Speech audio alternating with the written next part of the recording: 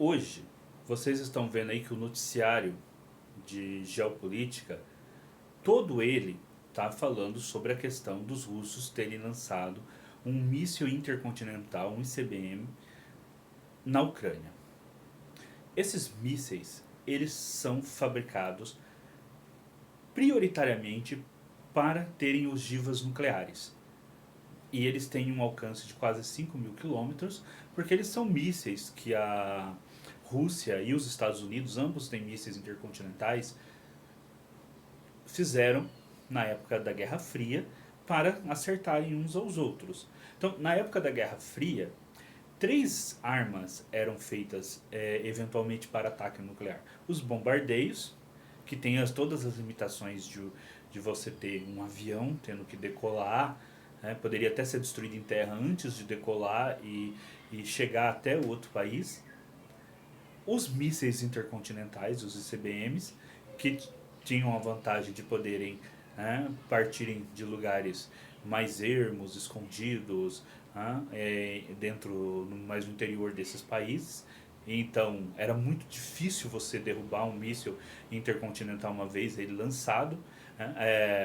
Um avião, um bombardeio, ele poderia ser interceptado. Um ICBM era quase impossível. O Ronald Reagan até tentou fazer lá o projeto Guerra nas Estrelas, que era para colocar lasers no espaço e destruir esses mísseis ainda quando eles estivessem indo em direção aos Estados Unidos, no caso. A União Soviética também, lógico, desenvolveu um projeto próprio nesse sentido, mas esses projetos nunca foram eficientes o suficiente para evitar que esses países fossem destruídos, ambos se autodestruíssem por inteiros no caso de uma guerra.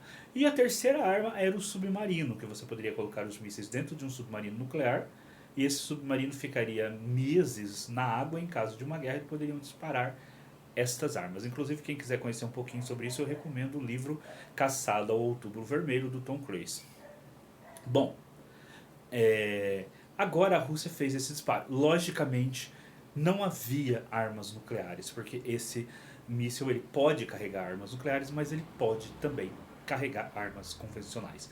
Significa que a Rússia vai bombardear a Ucrânia com mísseis e CBMs? Não. É uma arma muito cara para desgastar elas em ataques que são ataques não nucleares. Mas foi um aviso não só para a Ucrânia, mas para o mundo ocidental, para principalmente a Inglaterra e a França, que estão apoiando a Ucrânia, de que eles têm mísseis que podem alcançar esses países e destruir suas instalações militares. Isso ocorre por quê? Porque nesta semana mesmo, o presidente Joe Biden, seguindo o que já havia sido feito pela Inglaterra e pela França, liberaram que a Ucrânia usasse mísseis de longo alcance para atacar o solo russo, o que a Ucrânia fez. Então, o lançamento desse ICBM foi uma resposta aos ataques de mísseis de longo alcance que a Ucrânia fez nesta semana contra o território russo. Com isso, você tem um novo nível de escalada na guerra. E por que está havendo esse nível de escalada na guerra? É muito simples. Houve as eleições nos Estados Unidos e o Trump venceu. E o Trump quer terminar com a guerra da Ucrânia. Porque a guerra da Ucrânia é um escoadouro de dinheiro para a Ucrânia, sendo que a guerra está no impasse, numa guerra de atrito há mais de um ano, sendo que nenhum dos países envolvidos consegue avanços muito significativos. Então está um impasse, a Ucrânia não consegue reconquistar os territórios perdidos, a Rússia avança de pouquinho em pouquinho, e os Estados Unidos só estão que perdem dinheiro nesta guerra, que não é uma preocupação do Trump. O Trump já falou que uma vez eleito, ele vai negociar o fim desta guerra. Só que o Joe Biden, que tem interesses em manter esta guerra na Ucrânia, liberou, logo após a eleição do Trump, que a Ucrânia usasse mísseis de longo alcance para atacar o território da Rússia, justamente para que a guerra tivesse um novo nível de escalada que dificultasse para o Trump negociar uma paz. Então o que o Biden vai fazer nesses próximos 2 meses em que ele ainda é presidente dos Estados Unidos? Ele vai fazer de tudo para escalar a guerra, para dificultar a vida do Trump. Por que o Trump quer terminar com a guerra? Porque o Trump foi eleito com uma plataforma de melhorar a economia americana interna.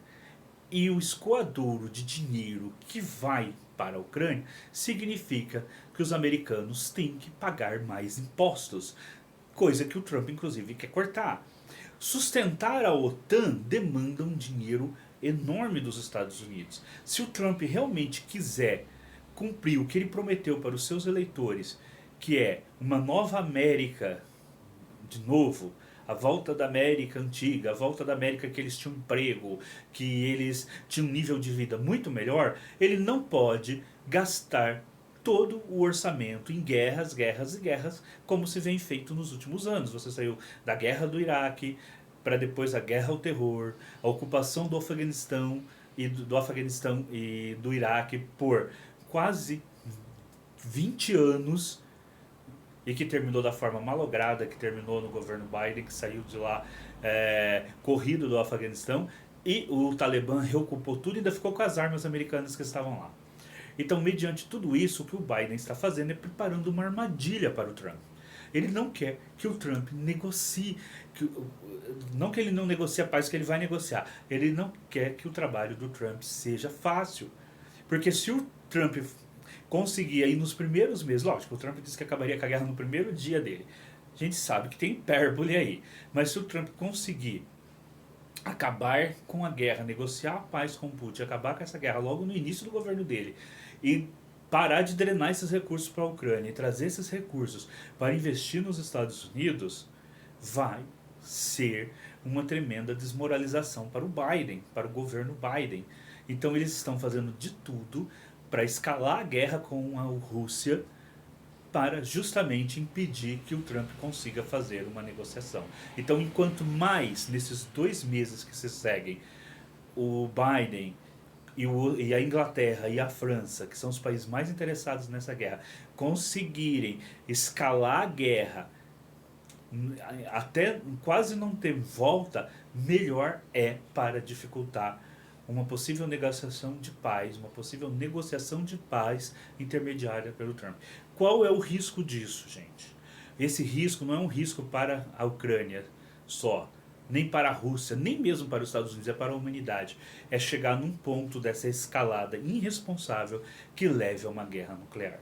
E uma guerra nuclear, mesmo que seja uma guerra nuclear, não usando armas de longo alcance, como os ICBMs, mas só armas táticas, num ataque nuclear ali entre a Ucrânia e a Rússia atacando nuclearmente talvez a Ucrânia ou um outro país europeu, esse país devolvendo, mesmo uma guerra de pequena escala nuclear vai significar para a humanidade, com todos os efeitos da radiação, né, e a mortandade que ela traz para as pessoas que estão ali, tá, tem um significado muito, mas muito destrutível. E se for uma guerra continental, intercontinental, com a Rússia bombardeando os Estados Unidos, os Estados Unidos bombardeando a Rússia, que leva a uma terceira guerra mundial, não adianta você falar assim, mas os Estados Unidos e a OTAN muito mais poderosos que a Rússia vão ganhar a guerra. Do que adianta quem vai ganhar a guerra se a guerra for nuclear? Todo mundo vai perder. Não vai ter mais humanidade depois disso. Tudo vai ser destruído. Mesmo países como nós que estão muito fora do local da guerra, a radiação, o inverno nuclear vai acabar com tudo, com a agricultura, com as plantações, com a vida de todo mundo. Não vai existir vitorioso numa guerra como esta. É uma irresponsabilidade essa escalada da guerra na Ucrânia. É isso. Sigam o canal no YouTube, sigam o perfil no TikTok para mais vídeos como este.